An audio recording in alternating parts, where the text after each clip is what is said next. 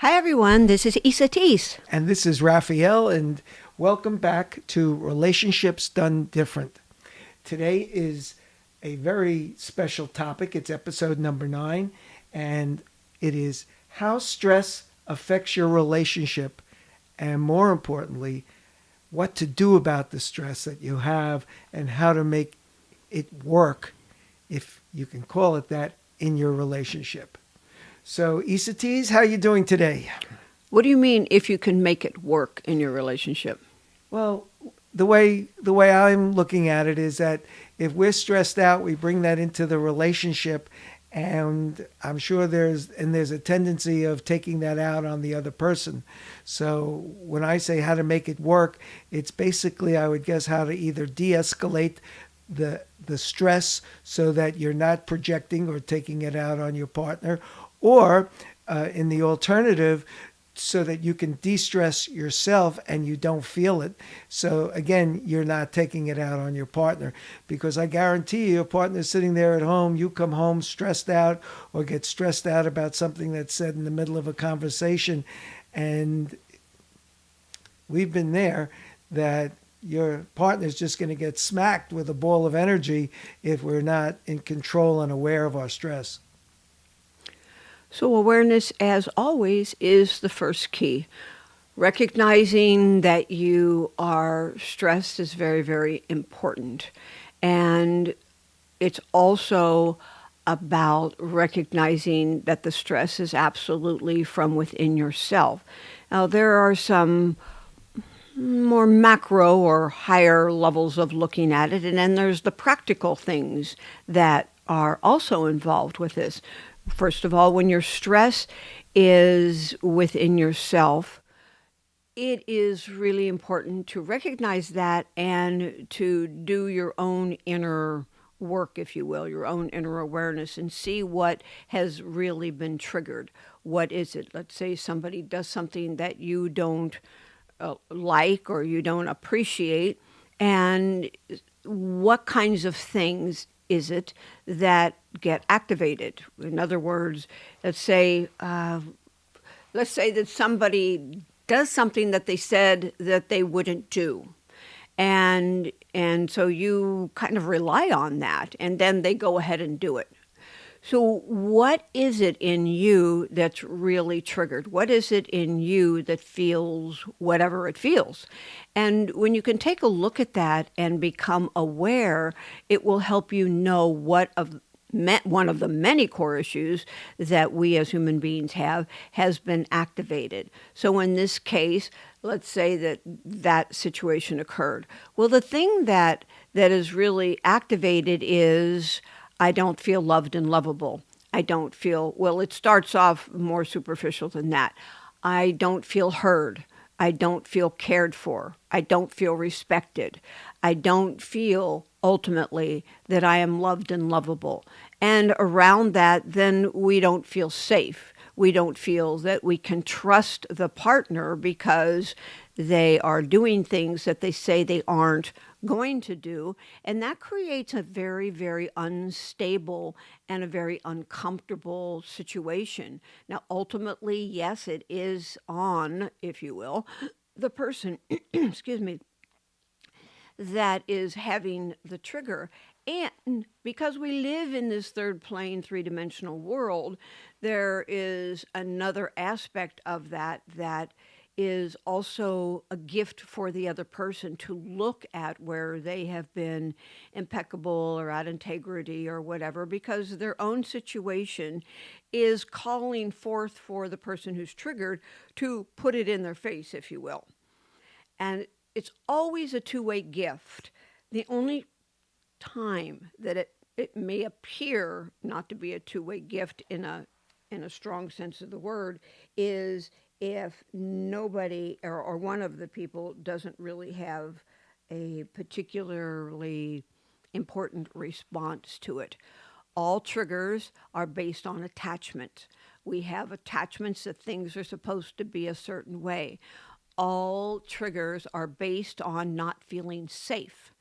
all triggers are based on things happening seemingly without our permission. And because the personality wants safety at one of the highest levels ever, when it doesn't feel safe, it does not let its walls down. And that's where in relationship, it starts getting really not so great, if you will.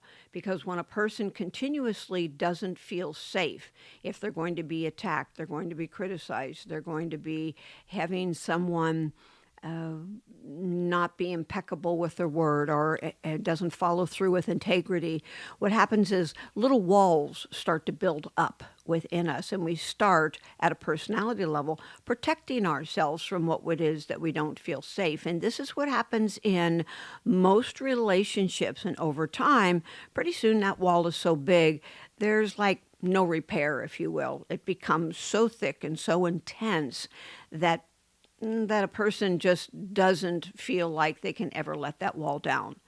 This in particular happens when one person cheats on another person. That's a really big thing in A, our society, and B, in a partnership for most people. Of course, there's people that have open marriages and other things.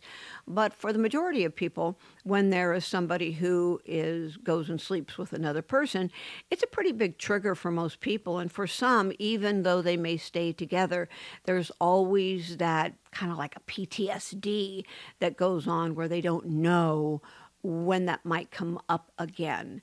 So the stress factor is, to just put it in this little section here, is it's always the responsibility of the person who is triggered to look inside themselves. Secondly, it is an opportunity for the person who is the seeming triggerer to take a look and see what's going on with them. And if you're the person who's creating the trigger, let's say in this example, you're not being integral or you're creating whatever, the important thing for that person to look at is it that they are setting themselves up to create separation between the two people, between you and your partner, unknowingly most of the time, because they don't feel loved and lovable, because they have their own sense of self-judgment.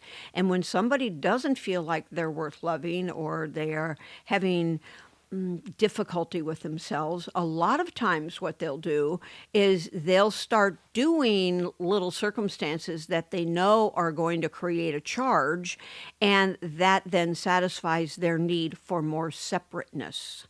So it's a really interesting dynamic that goes on, and it's so subtle that the majority of people don't know it, and yet it is the number one killer of relationships staying together and especially feeling safe together. Okay, so I have a couple of things I would just like to point out here. First of all, you would talk about if you knew who I was, you wouldn't love me. That's something that we talked about that in our last show, episode 8. So if any of you haven't gotten a chance to listen to that, I highly recommend it, because a lot of these basic love of self concepts that Esateys is talking about, we really talked about in depth. So that's one thing. The other thing is that there's a different kind of stress that came to my mind when you were speaking about it. Yes, someone does something, I'm stressed because they do it. It's in response to an overt stressor, an overt trigger. Yes. What about, let's say, someone comes home from work totally stressed out, totally really, really pissed at his boss, or work didn't go well, and that person is really stressed out about his job, not necessarily about his partner. But then when he comes home, and I'm just using he because, well, maybe I've been known to do that once or twice. So he comes home and he takes it out on, and he's just angry, so he finds fault, he judges, and he does all those little things that you were just speaking about. So how do we deal with that? Well, that is one of the most common stressors. First of all, stress is perceived as one of the absolutes in life. It doesn't have to be. Stress, as a definition, does not necessarily mean something negative. Stress is when the body is moved to an enhanced state of adrenaline activity. And what that means is that when you're upset, stressed, then your adrenal glands go off and you have a heightened sense of everything. And it just seems to bubble up in a quote unquote negative way. On the other hand, stress from the body's viewpoint, it doesn't really matter so much whether it's quote unquote negative stress or positive stress. The body is still going to go through very similar situations. In other words, you get really, really excited. It's like, woohoo, something really terrific has happened. Well, your heart rate goes up, your adrenals are off on yippee land, and all these things are going on in the physical body. Stress to the body just means out of the buffer zone of homeostasis, one extreme, higher or lower, if you will. So stress by itself causes the body to experience some kind of out of the ordinary, out of the buffer zone activity, which can create, and usually does create, free radicals and other toxins that come from the hormones that are expressed. When it comes to the stress that a person is feeling inside of themselves, outside of the body, more in the emotional and mental bodies, if you will, is something that we carry on. So let's take your example. Somebody comes home from work and their boss did or said something that was upsetting to them. It doesn't really matter whether it's your partner or whether it's your boss or whether it's the person at the stoplight. The bottom line is there is a trigger that is activated, and that trigger is activating a core principle or a core experience of one of the many. In fact, we're going to be doing some work on that at one of the retreats that are coming up. And what that means is that when you get down and you recognize the way the personality, the ego is structured, it has core levels of belief systems that are going to be activated. Now, the more aware you become, the more awake, if you will, you become, the more quickly you will be able to determine which one of these core issues is being activated. The truth is, it doesn't really matter. What you can know is that when you've got something going on, that you're down at a core level of fear.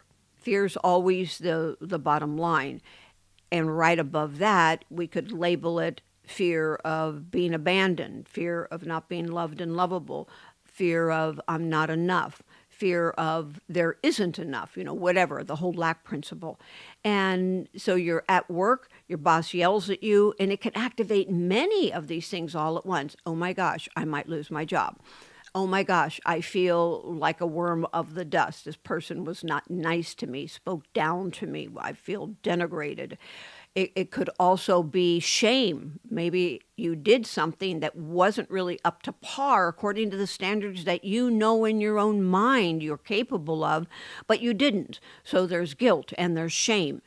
And it could go on and on. Well, all of those feelings and all of the emotions and all the glandular activity that is going on is now bubbling inside of oneself. And for most people, you're not going to turn around to your boss and say, back off, Buster. You just hit one of my core principles, one of my core issues, and I don't want you speaking to me that way, and on and on. Instead, you take it inside and you rumble around with it, and you go home, but you can't really hold it in anymore because you're so upset and you feel so mistreated or whatever it is that you may feel. And so who's the first one that gets it? Boom, you walk in the door and here comes your partner. Hi, honey, how was your day? My day was a bunch of crap, and so-and-so did this, and that happened now. And by the way, you didn't go get those errands run that you said you were going to do, and you didn't do this, and blah, blah, blah. And so pretty soon, that person who came home with this big pile of doo-doo from their boss and the activation of their core issue is now dumping it anywhere that they can get it out. There's a very important saying, you've heard me say it before if you've been following these podcasts, and that is, we are never angry for the reason that we think. You may think it's because somebody stole your candy bar, or you may think it's because you had a errand that wasn't run, or somebody did something differently than they said they would do. It's really not about that. The reason for the anger is that we at a core level feel that we have been, for lack of a better term, attacked. We have been injured or wounded at a very deep level, and that can become really painful. Really, really painful.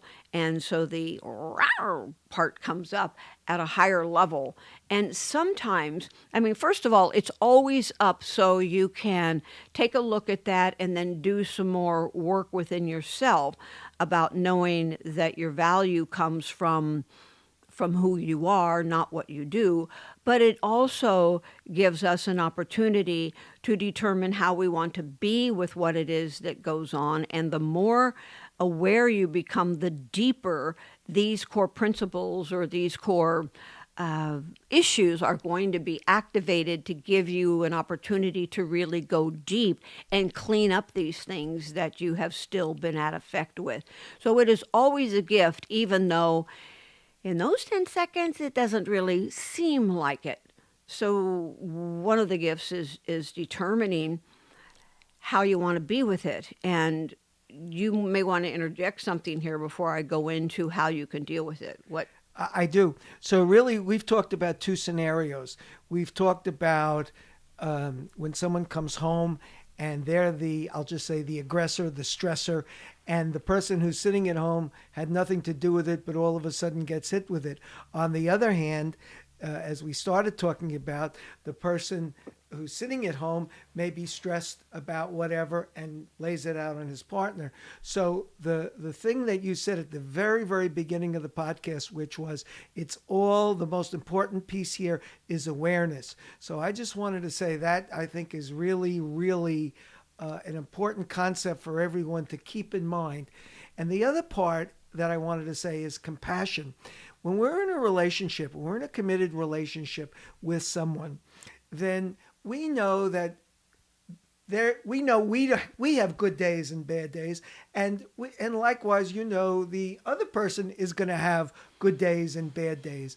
So even though we have these stressors, if we're aware of them and we can have compassion that he's a good person, but he's having a bad day, or I'm a good person and I'm having a bad day, I think that goes a long way towards building the intimacy and the trust of the relationship, even though it may seem like you were saying you're never angry for the reason that you say, is that you think it's because you can't trust someone. So I think it's more like resetting your mindset so that you can have the feeling of compassion and forgiveness almost, just so that the real piece of what's going on here can play itself out. So maybe the spouse or the person who came home from work starts to delve deeper. Okay, so what happened and blah blah blah. And pretty soon they're discussing it, and the tension, the steam is let out of the kettle. So that's the piece that I see as being a real key to dealing with these situations. And that is an important factor. And there is always the opportunity for us as individuals to go back inside and see where we're at with ourselves, with what is going on.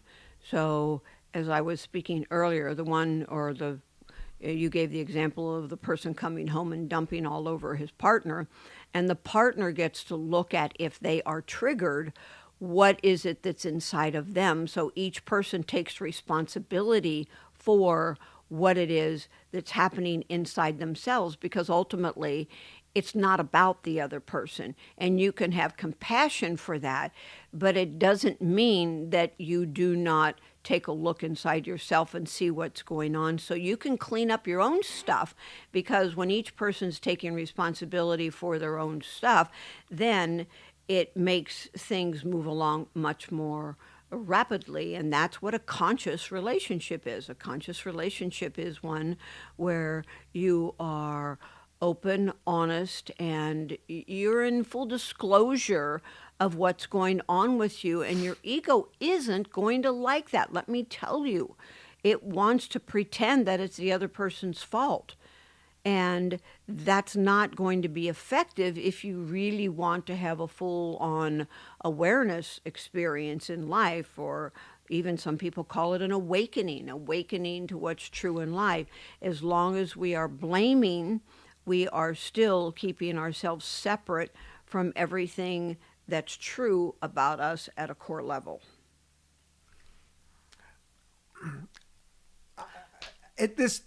We could go on and on with this. This is a I don't want to say an endless topic, but there's so many gems in here that if anyone here, any of our listeners have any questions about this, because we're about to go on take a break. But if any of you have a question about what we're talking about, please write it into us, and we'll be happy to address it further. Do you have any other further thoughts on this? I do, because we haven't really addressed what to do about it. Okay. The what to do about it is an important thing, and I've kind of alluded to that a little bit as we've been speaking. But the first thing is to have the awareness. The second thing is, when you have the awareness is about looking inside and see what's really hurting. What injured or wounded that piece of you that is really upset and needs to feel like they need to take control of the circumstances, and just be aware of that. And that's where the real compassion comes in. The compassion comes from self, from you toward yourself. And you recognize that there's a part inside of yourself that has felt judged or done wrong or whatever. And that's when you go in and you nurture that part of yourself. And by that, what I mean is that you literally go inside and talk to yourself and say, it's okay. I get that you're feeling really upset. I respect the fact that you don't feel safe. And you talk to yourself almost like another person, like a parent might be speaking to a child, because that little part of you, which we could call an inner child, actually feels like it's the one who is really needing the support. So being compassionate with self first is very, very important. The other thing is that you continuously speak authentically about what you need and want in a relationship. Just because it happens to be your trigger does not mean that it's not okay for you to speak to your partner about it and come up with an agreement that you will each do your best to not reactivate that, especially on purpose, because that is going to build trust. And the trust is a really key foundational piece. And when trust goes away in a relationship, I tell you, it is not going to be a really terrific relationship, because at a very deep core level, when the trust goes, so does the relationship. So that means that if there cannot be agreements made that are followed through with, and you start to rebuild trust, and trust doesn't mean, I'm not speaking about necessarily going out and cheating on somebody or that kind of thing. I'm speaking about making a word and following through. Do what it is you say you're going to do. And if you don't do it, then you go speak to them about it. If you're going to do something that you know is not going to be what your partner's going to like, you go speak to them about it before you do it. Don't be sneaky and then try to figure out how to make it all better after the fact, because that creates mistrust at a very high level. And that's an important piece of self-responsibility. So each person needs to be responsible for what it is that's going on. And you may be with a partner that is open to that, and you may be with a partner who is not. But if you are with somebody who is not growing and being with you as you're going on, then it's time to reassess the relationship and reassess where you're at and what your goals and your ideals and all of that are, and see if you're still growing at the same rate of speed. And I know that we're going to have a question today a little bit about that, and I'm going to forego any more around that until we get to that question, because I know that it's an important one for us to feel like we have a sense of safety. And so that's all I'll say about that in these 10 seconds. But I do invite you to write me a question about this and let me know if there's more about this that you need to know. So I'm going to reiterate one more time. First of all, you have awareness. You look inside and see what's really hurting. Secondly, you open up and maintain compassion for that part of you that is hurting. 3, you talk to your partner and say, when such and such occurs, it is something that really activates something inside of me, which I am working on.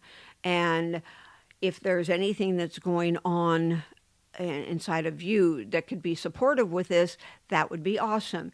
And if they're not able to, or they don't, then that's a whole nother story. It's not good, bad, right, or wrong. But you don't know if you don't ask. And the other piece of asking is to be authentic. If you do not really speak impeccably with your partner and let them know what's going on and where your mind is headed and what it is that's going on, then major things occur. I cannot tell you how many people I have worked with, I have coached, that have not spoken the truth about what's going on with them. One person in particular was this man was married to this woman for, I don't know, 8-10 years, something like that. And he was doing several things that were so upsetting to his partner. And she never said anything. She didn't speak about it, but the wall kept getting bigger and bigger and bigger. She kept feeling less safe, less trusting, until one day he came home and he saw that the closets were empty and the house was just there. And she had packed her things and taken the kids and moved out. No notice, no nothing. Because she couldn't find the courage and the strength to speak her truth to him, to even see if there was something they could work out. She just reached her limit and then said, "I'm done," to herself, and walked out. And he was stunned, totally stunned that this had occurred. He had no clue because they were not communicating. So even if it's hard, even if it's scary, you've got to communicate with your partner what's going on in the cleanest, most profound way that you possibly can. It's not about blaming, even though you may say, when such and such occurs, this is how I feel. It's not like you made me do this. It is how you are experiencing the circumstances, and let them know that this is a very tender part for you. And if they choose to acknowledge and work on their own stuff, that's going on inside of them, because it's never a one-way street, then that's great. But if they don't know, then they don't know. And if they don't know, they can't do anything to help clean it up, and therefore the relationship will end. Almost always, or you will be living with somebody you don't even know. I have another couple that I'm coaching, and they live in the same house. They do not speak. They don't have any interaction about anything. They stay together because of monetary situations, but there's nothing between them. They're like dead to each other. That's really not the way most people in their heart of hearts wants to live. So you will find that if you're impeccable and you are honest and you are authentic with what's going on with you, then that's going to make a very big difference. And the last thing I'll say about this is that when you allow the triggers, the feelings that come from the triggers, to come up, and you just feel them. You don't deny them, you don't project them, you don't do anything with them except feel them in your physical body. What you'll notice, without the storyline and without the judgment, they will be intense and be very hard sometimes to really be with. But when you do that, boom, they pass through very quickly. It's when we hold on to them and we keep on reiterating that in our mind and we start making stories up around it, it becomes very lethal. So take the story out of what your mind is recycling and just be with the feelings in the body, and you will find that you do not hold on to it. And that's really freedom, because you are living in a state of non-resistance. You're allowing yourself to feel whatever you feel, and there's no feeling that's not okay. So if you get really, really angry, then be really, really angry. Let your body flare up and feel it. And any other feeling that comes up, you let it come up and you take the story out of it and you feel the sensations in your body, and boom, quickly it will move through you. It's quite fascinating when you do that. So those are some things that you can do to practice with. And of course, if this is a big thing for you and you notice that you're having difficulty, then call me, talk to me, and we'll set something up so we can have a discussion to see if maybe some deeper work is available for you, or what would be appropriate for you at that point in time. Well, that was cool. Thank you. That I agree with everything you said. It was very, very powerful, and the things to do about it is a really good list to make some notes of and keep in front of you. And Esateys, I wanted to ask you before we actually go to the question. So when you were talking about trigger and you were talking about the degree of feeling the feelings and all of those things, when is the best time to have that conversation, to have that expression with your partner? When you're triggered, when you let it simmer some? It depends on the circumstances, and it also depends on your level and degree of awareness.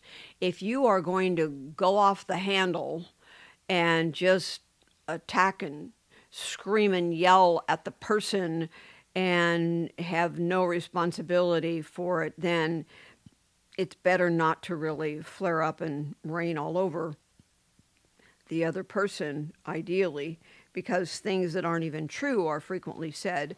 And if you're pretty darn awake and aware, then if you stay with how you personally feel, and you're sharing what core issues have been activated within yourself responsibly, then that's also really supportive. So it is not necessarily about having to say something in those moments, or perhaps even saying anything at any given moment. But if you are drawn to, the key is that you communicate really, really responsibly and without making the other person wrong, and make them, quote unquote, pay for what goes on. And yet I did hear you say that if you don't say anything, it could build and build and build and then have other consequences. It can. And some of the things that you can do is you can go journal about it. You can go scream in a pillow at a really high level. You can get in the car and talk to yourself or scream or express. You can go into deep breaths and let your mind do whatever it needs to do as you breathe it out and you let it go. So there's other ways of dissipating energy than just speaking about it, because a good majority of people do not know how to communicate effectively and responsibly. That's another subject, and we'll get to that one too. So, okay, well, let's go to our question. This question was from, who did we say this was from? Micah. Micah, thank you so much for the question. I'm just going to read it and give it to E. I know that you said that we should not change the person we are in a relationship with. I just feel like my boyfriend is holding me back. I have plans for the future, and I can see that he does not. I feel like I have outgrown him. I don't know what to do. Thank you. Micah, first of all, I want to really thank you for being very patient. Micah wrote this question to us several podcasts ago, and she's been very patient for us to be able to fit it in today. And it's a really, really powerful question because many people are coming up against this. To be honest, it's usually the woman who feels like she's outgrowing the man. And I'm not a sexist or any of that kind of stuff. It's just that in my experience, not always, please hear me say that, but many times women are more passionate about their spiritual growth, if you will, and their self-responsibility than men. And because of that, they seem to open up with a lot more awareness factors. And I think that women have an advantage of having a highly astute sensory section, if you will, in their brains and in their minds and bodies, because as mothers, even we're wired for motherdom. Motherdom, I don't know if that's a word, but at any rate, what that means is that you're very connected to your child. You have kind of like X-ray hearing and smell and all these things to be in a constant state of protection for your child. And because of that, there's awarenesses about the things that are seen, but also things that are unseen. Women are usually more intuitive and more connected. They know when their child's hurting, for example, but it doesn't always just stop there. So based on that, what is happening in our collective consciousness today is that women are waking up quite rapidly, becoming much more aware, being cognizant about things that perhaps they haven't been, or their partner hasn't been at the same rate of speed. And because of that, many times they do seemingly outgrow their partner.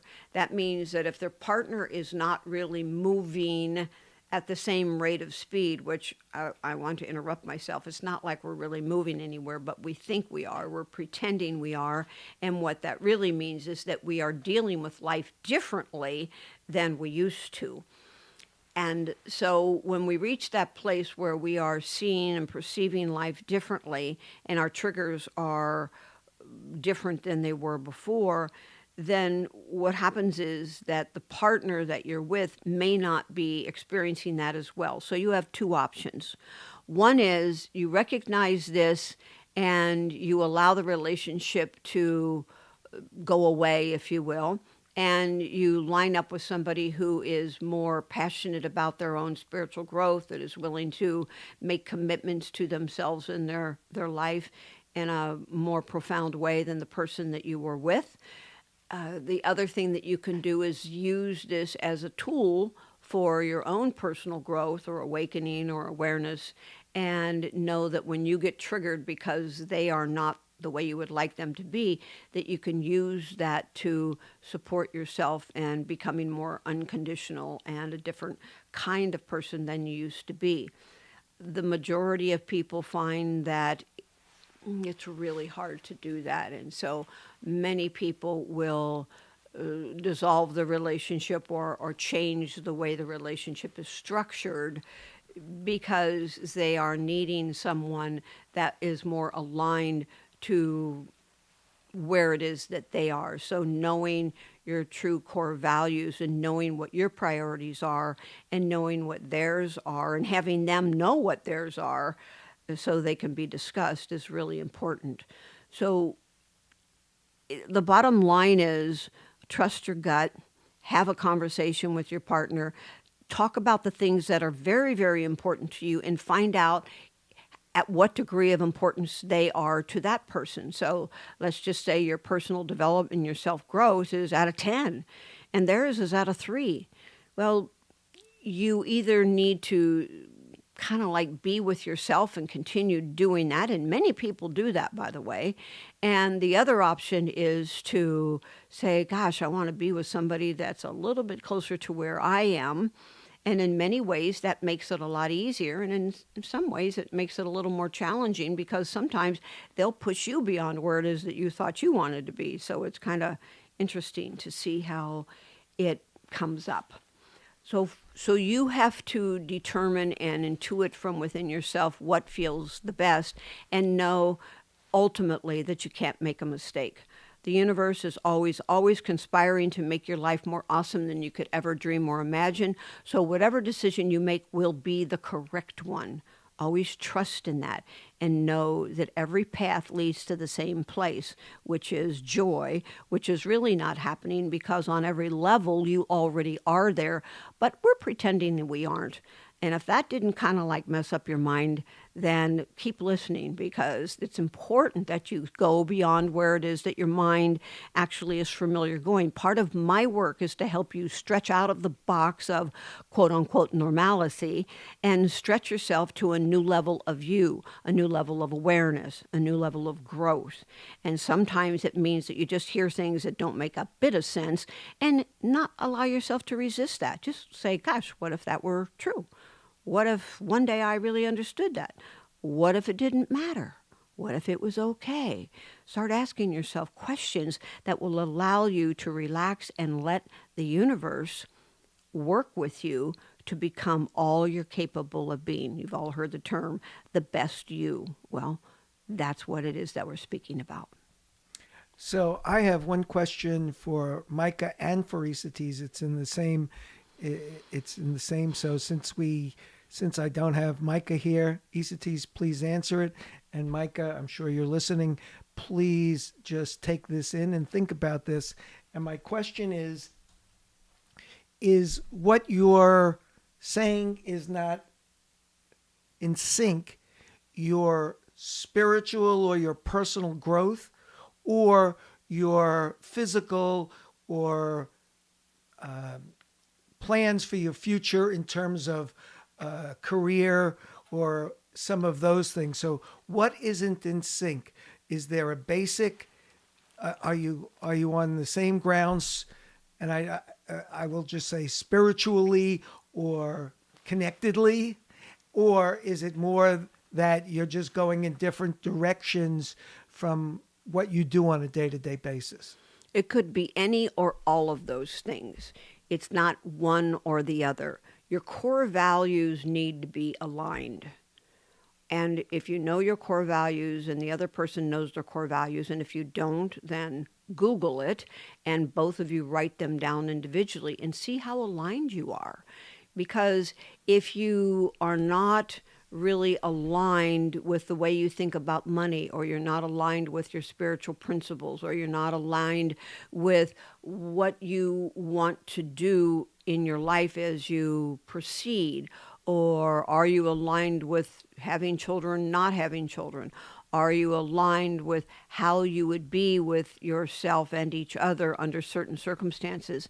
It's important to at least have a fair amount of them aligned if you want to really have a more copacetic relationship. But regardless, remember what we said from day one on these podcasts.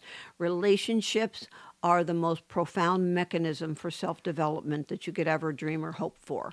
So regardless, whatever it is that's going on is going to be a support for you if you look at it that way and if you live it from that perspective. Okay, great. Thank you. And thanks for that question, Micah. Really appreciate it. It was awesome, Micah. Thank you. So we're going to be jumping into the question of the day, and we're going to be looking at unlimited possibilities. Esateys? So here's the question that I invite you to contemplate this week until we connect again.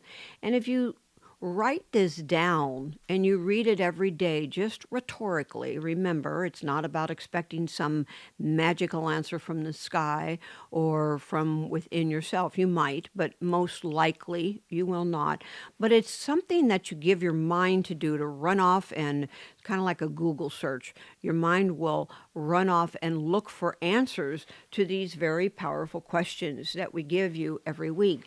So this week's question is, what if I allowed all feelings to flow through me without resistance? What if I allowed all feelings to flow through me without resistance? And what's important about that is that when you have a feeling, know that it's okay to feel the feelings. Remember earlier in the podcast here, I spoke about taking the story out of it and just feel the sensations in your body. When you master that, when you really learn how to do that, you will find that nothing is being held on to, and you will move to an entirely new level of awareness and a sense of joy that you didn't have prior to that. So just ask yourself, what if I allowed all my feelings to just flow through me without resistance? It's okay to feel what it is that you feel. So that's our program for this week. I'm very excited about the things that we got to share today. Yes, it really flowed, and I'm so happy that we got that question because it was perfect for what we did.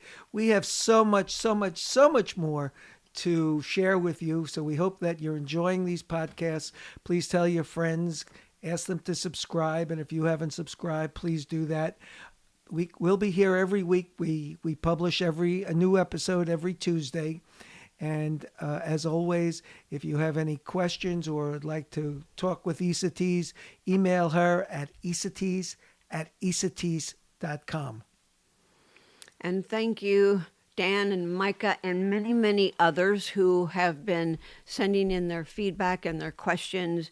Those things are really, really helpful for us because it helps guide us in the direction that you would like to hear us speak about.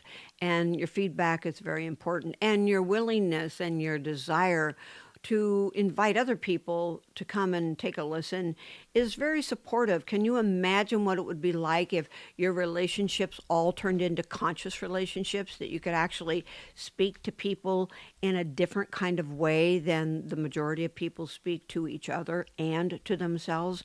That's what this is about. You make a difference in the world by making a difference in you. Thank you so much for being with us this week. We just so appreciate you. And we'll see you next week. Feel a hug. Take care.